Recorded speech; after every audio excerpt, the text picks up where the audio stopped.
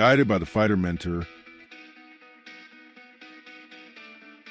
There's a kind of exhaustion that doesn't come from work.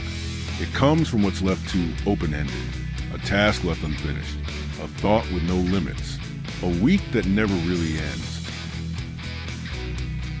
Discipline exists to tie up loose ends, not to make life harder, to prevent excess from continuing to take up space in the mind. If this makes sense to you, hit the like button, turn on notifications, and subscribe to the channel. Some people call this a routine, but a routine without boundaries becomes draining. When everything piles up, everything weighs you down. When everything weighs you down, even the simple things start to cost more than they should. Mental health isn't the reward after the effort. It's a framework that prevents the effort from turning into ruin. When it fails, the day becomes unnecessarily heavy. When it's stable, even pressure finds its limits. And it was at the end of Friday that this truth first became apparent. At the desk of a small design studio, the monitor's light was already off. What remained was silence, scattered papers, and a series of quick decisions being resolved before the night ended. No trying to answer everything. No leaving tabs open to check later. The person eliminated the distractions in the environment one by one, leaving only what they would really need to return to on Monday. The effect seemed small, but that was what kept the work week from encroaching on Saturday. At first, it seemed like just organization. Then, it seemed like intelligence. In the end, it became pure survival. Because those who learn to tie things up properly don't have to carry the entire burden forward. Discipline, in this sense, wasn't harsh at all. It was about precision. It involved respect for what sustains us without drawing attention to itself. It involved taking care not to let what's important get lost in the noise of exhaustion.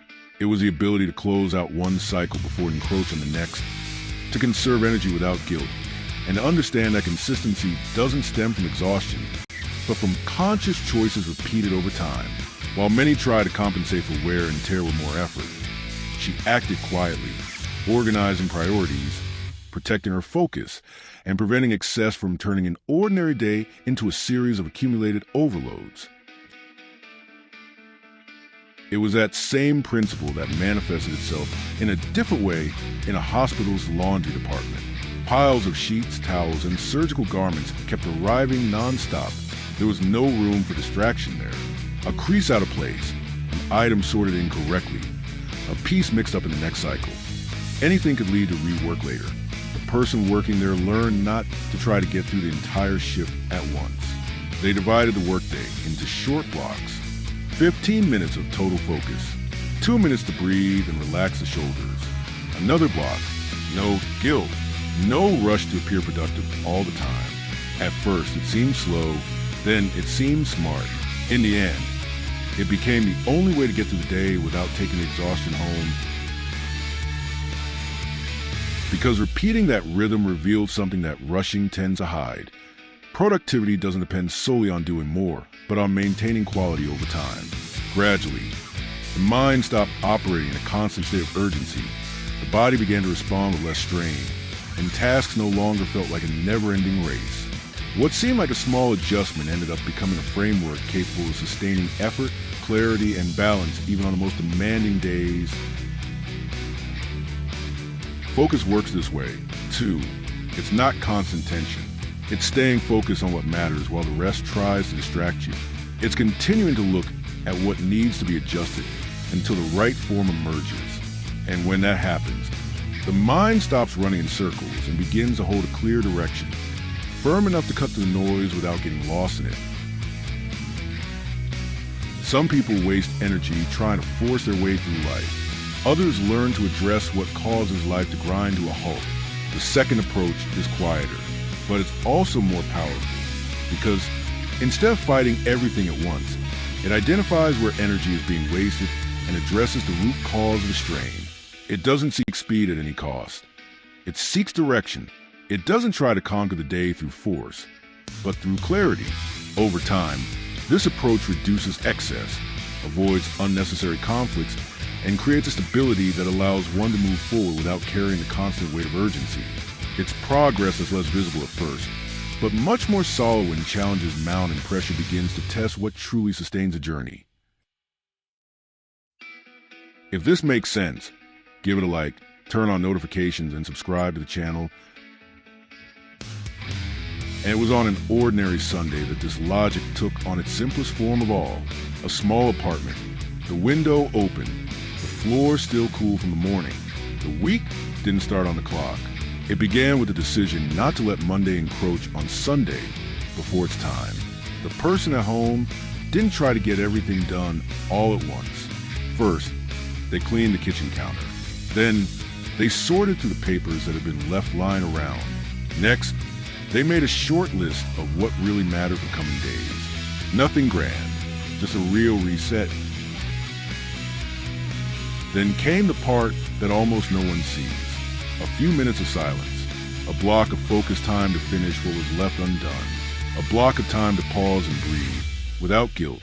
Then, shutting down what had already served its purpose, without dragging the whole week into bed, without letting the mind keep working when the body was already asking for a break. That's when Sunday stopped being a time to drag my fatigue along and became a time to lay the groundwork. On the surface, the change seemed simple. Deep down, it was enormous, because my mind stopped viewing the coming week as a threat and started treating it as a building block. True discipline understands this. It doesn't force things. It brings things into alignment. It doesn't trample over others. It preserves. It doesn't need noise to exist. It proves itself in what remains stable when everything around it tries to become excessive. There's a big difference between moving and making progress, between passing the time and charting a course, between being tired and being truly worn out. Many people spend the entire day busy, yet end up feeling disconnected, lacking clarity, and without a sense of progress. Because real progress doesn't come from excessive movement, but from the energy invested in what truly sustains a journey. Breathe now, slowly. Breathe in, hold it, breathe out. Feel the rush leave your body a little. There's a quiet strength in those who learn to make less noise inside. It is not weakness, it is mastery. Those who master their own attention stop living on the fly, and that changes the way they approach every hour of the day, because the mind no longer gets distracted by everything that comes up. It focuses on what matters, avoids pointless reactions, and stays committed to what was consciously chosen even when the environment tries to pull them in another direction. And that's what changes everything. The day ceases to be a place where life works against you. It becomes a space where you can finally build something without falling apart in the process. The difference lies in stopping treating every moment as a threat and starting to treat it as building material. That way, what once wore you down and fragmented you becomes a foundation for something more stable, clearer, and more truly your own without requiring you to lose yourself in order to keep going. Those who learn to tune their own rhythm no longer just survive the day, but begin to shape it from within. When this happens, even ordinary tasks take on shape and cease to seem like a chaotic sequence of obligations. The body responds with less tension, the mind with greater clarity, and presence ceases to be a laborious effort and becomes a natural part of the journey.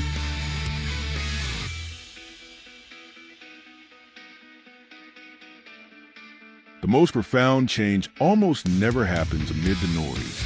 It happens in the adjustment that no one applauds, in the boundary that protects, in the pause that saves, in the closure that keeps the weight from spilling over into the next day.